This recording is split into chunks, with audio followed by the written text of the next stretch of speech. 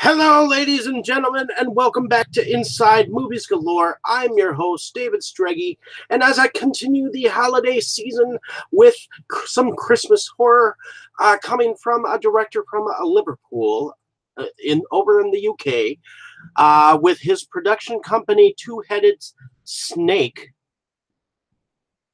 Entertainment, comes a film filmed in 2016, which has been making its round in the independent world called Good Tidings.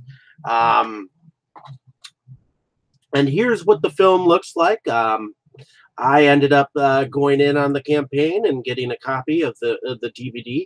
It is Region 2, but I am quite sure that you are probably able to, on an all-region player, get a chance to watch the film if you buy it. Thankfully, that TV back there of mine actually does play all region DVDs. So, I figured I'd bring this to your attention because this is I actually thought it was a pretty good home in kind of an invasion film, kind of on the Silent Night, Deadly Night factor. And I believe that it's going to be starting to be called a cult classic.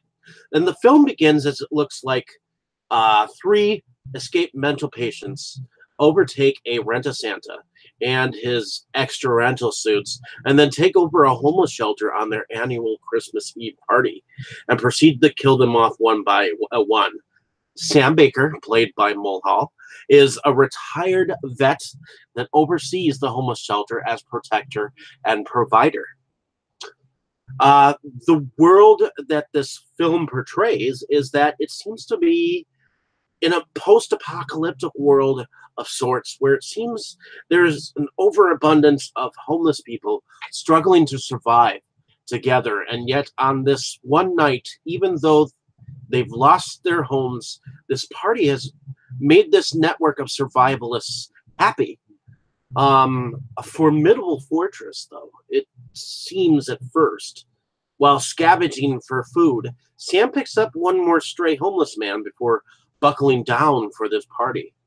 While the festivities are underway, these dressed-up Santa reject maniacs advance upon the shelter, lock it down, and proceed to toy and kill these harmless homeless celebrators one by one. But what these deviants don't count on is some of these homeless characters have some survivalist traits kick in from experiences of their own, and they won't go down without a fight.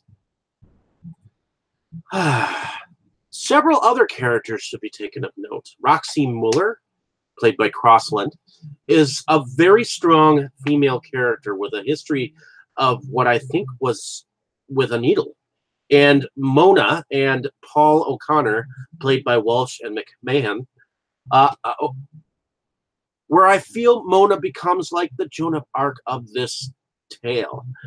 If you pit the four of these characters up against these madmen in Santa costumes, mix it with a soundtrack of a remix of the Carol of the Bells, chiming in the background with that old-fashioned slaughter concept, this could paint a very vivid picture.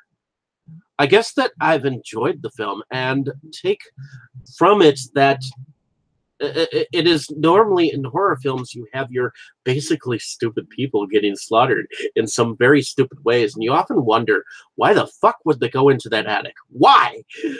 And for the most part, except for the stray that Sam character had picked up, whom later easily switched sides as he seemed to be the weakest, whiniest of the lot, there were some pretty bright characters. They were just caught unawares with their guard down. I think the location was brilliant. The acting was definitely portrayed rather well on all parts, and I am glad I was able to put money into this campaign to see the film. I think my favorite killer of the three maniacs is the one whom seems like he's the looniest and yet listens to Christmas music while sucking on his bloodied candy cane after just killing or stabbing someone. I certainly recommend this feature, as it is a very decent slasher film with that Christmas theme going on, and I think production values as well as marketing through the film into the public eye and was spot on. I think the Indian film enthusiasts that are out there are definitely going hog wild over this film. So I guess in the end, it's up to you whether you enjoy the film. I did. Um, I enjoyed the story development. I look forward to more from this director. This is how you make a film with men in suits and masks, in my opinion. I think they made the masks look dirtier, which I think made them look creepier, because if they look brand spanking new, you'd have to think that they just ran into a dollar store and quickly and bought whatever masks were available, which they didn't, but would make you think so. I would say seek the film out, enjoy it for yourself. I do think that the Indiegogo campaign page is still open so that you can actually buy a film over these holidays. So check the film out. Hopefully you enjoyed my description of this film. Like and subscribe to my page if you have not. Definitely check out some of my previous reviews. Check out some more cool reviews I will have coming out. And thank you so much for coming to my page and listening.